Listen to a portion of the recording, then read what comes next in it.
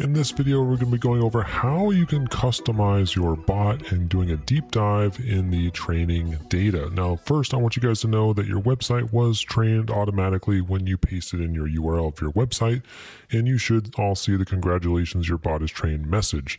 Now, you can see the website it was trained on and how many pages it processed right here. And if you click on that, you can see the full list of URLs, so you can see which pages were crawled all right here in this pop-up.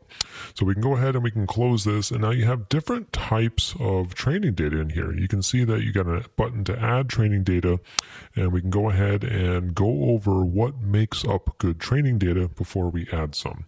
So this is a Wikipedia article on a healthy diet. Now this is amazing because it has lots of facts and information in here that the bot can learn. This is a great way for the bot to learn specific things, to be able to give accurate answers to your customers and leads. Lots of great facts. Now, another great website over here is this local business. This is RedX Fitness. They have a few different locations. They have different pages on their website talking about weight loss programs, group fitness, and much more. And the thing I like about this site is it has text on the website, right? Remember, your website is going to be crawled and read as text. So you got readable text on here. You got great facts. You got the address. You got hours. You got the phone number. You got a bunch of good information on here. This would work great on the training. Now, one detail I want you guys to notice is on the phone number, it does say phone next to it, which really helps. We're going to come back to that later, but let me go over another website that's not going to be a good fit. This is a school district, and the school district has multiple schools. And each one of these schools in the district has the same website with the same information, just slightly different contents, right? So here's a school that says our team under school information. Then I go and I click on another school, and it also has another page that says our team. So if I built one bot for the entire school district and I say who works there, who's on your team, the bot's really not going to understand that there's multiple schools in the school district and the team's different depending on the school.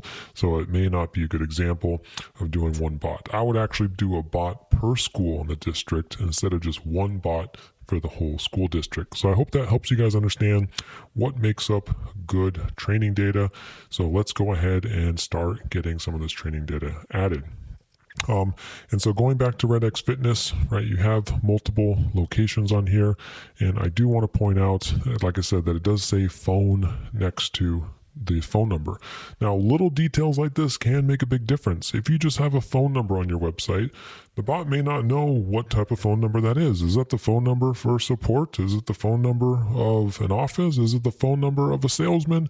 It doesn't know. So it really helps that this phone number is next to the address. It's next to the city name.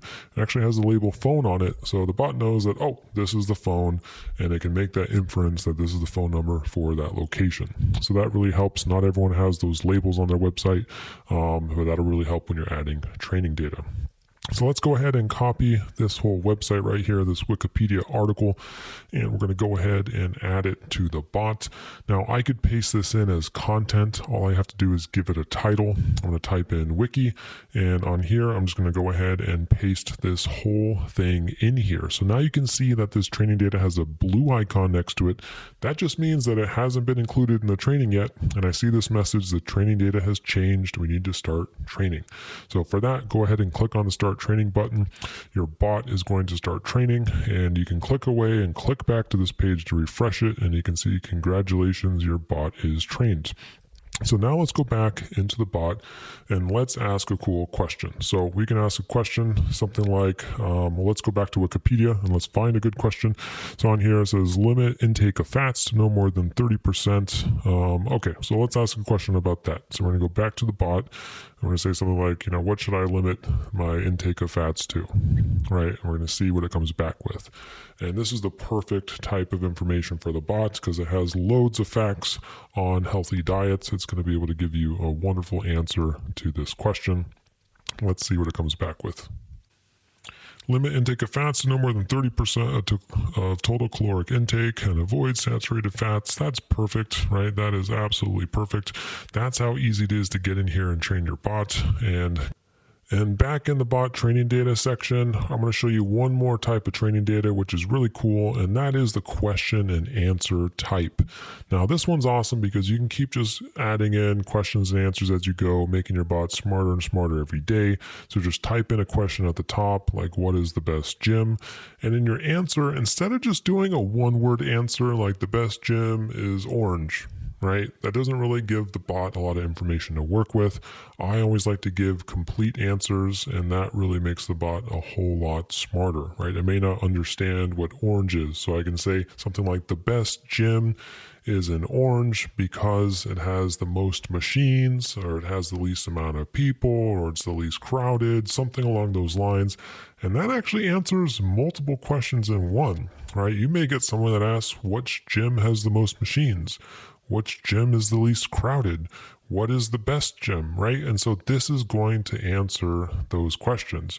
Someone may even ask, why is it the best gym? And now you have some reasons in here. Orange is the best gym because it has the most machines and is the least crowded. So that's some tips in here on how to phrase your questions and answers in here so you can make your bot as smart as possible. I appreciate you guys joining me today. Now it's time for you to jump in and keep adding training data to your bot and test it out. So I hope to see you in the Facebook.